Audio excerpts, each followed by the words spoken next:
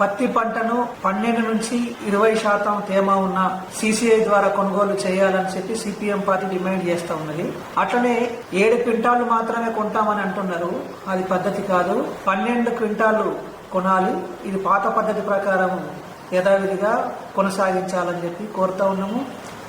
అట్లనే వర్షం అధికంగా కురవడం ఫలితంగా దాదాపు 1388 మిల్లీలీటర్ల వర్షపాతం ఆదిలాబాద్ లో నమోదైంది. దాని ఫలితంగానే పత్తి గాని సోయ గాని తడిసిపోయి మొలకలెత్తినటువంటి పరిస్థితి ఉన్నది తప్ప రైతులు కావాలని చెప్పి నీళ్లేం పోయడం లేదు.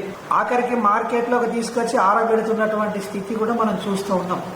అందుకని ఇక్కడ రైతు కావాలని చేస్తున్నటువంటి తప్పిదం కాదు, ప్రకృతి వైపరీత్యం వల్ల జరిగినటువంటి తప్పిదం. కాబట్టి కేంద్ర రాష్ట్ర ప్రభుత్వాలు తక్షణం జోక్యం చేసుకుని ప్రతి ఎకరానికి 1 క్వింటాల్కి 1000 రూపాయల చొప్పున బోనస్ ను ప్రకటించి రైతుల్ని ఆదుకోవాలని చెప్పి డిమాండ్ చేస్తూ ఉన్నాము. అట్లనే 12 నుంచి 20% తేమ ఉన్న సిసిఐ ద్వారా కేంద్ర ప్రభుత్వం కొనుగోలు చేయాలని చెప్పి కోరుతూ ఉన్నాము. దాంతో పాటు రైతులు ఆరబెట్టుకోవడానికి వారికి కావాల్సినటువంటి సదుపాయాలను ఏర్పాటు చేయాల్సి డిమాండ్ చేస్తూ ఉన్నాము. రైతు పండించినటువంటి పంటను కొనుగోలు చేసి గిట్టుబాటు ధర కల్పించాల్సినటువంటి బాధ్యత కేంద్ర రాష్ట్ర ప్రభుత్వాలకు ఇద్దరికీ ఉన్నది. ఆ పద్ధతిలో కేంద్ర ప్రభుత్వం రాష్ట్ర ప్రభుత్వం ముందుకొచ్చి రైతాంగాన్ని ఆదుకోవాలని చెప్పి సిపిఎం పార్టీగా డిమాండ్ చేస్తాం.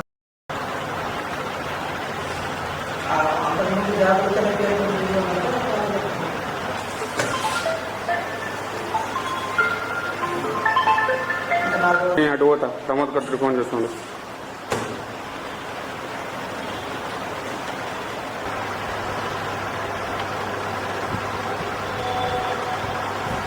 కొనుగోలను సిసిఐ ద్వారా పత్తి కొనుగోలను తేమ శాతం 12 నుంచి 20% పట్ల కేంద్ర ప్రభుత్వం ఉండి వైఖరి క్వింటాల్ 1000 రూపాయల చొప్పున బోనస్ ను అంతకుముందు జాగ్రత్తగా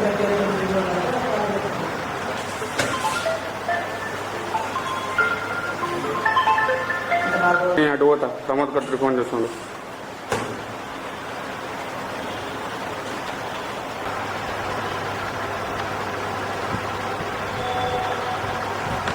కొనుగోలను సిసిఐ ద్వారా పత్తి కొనుగోలను తేమ శాతం 12 నుంచి 20% పట్ల కేంద్ర ప్రభుత్వం ఉండి వైఖరి క్వింటాల్ 1000 రూపాయల చొప్పున బోనస్ ను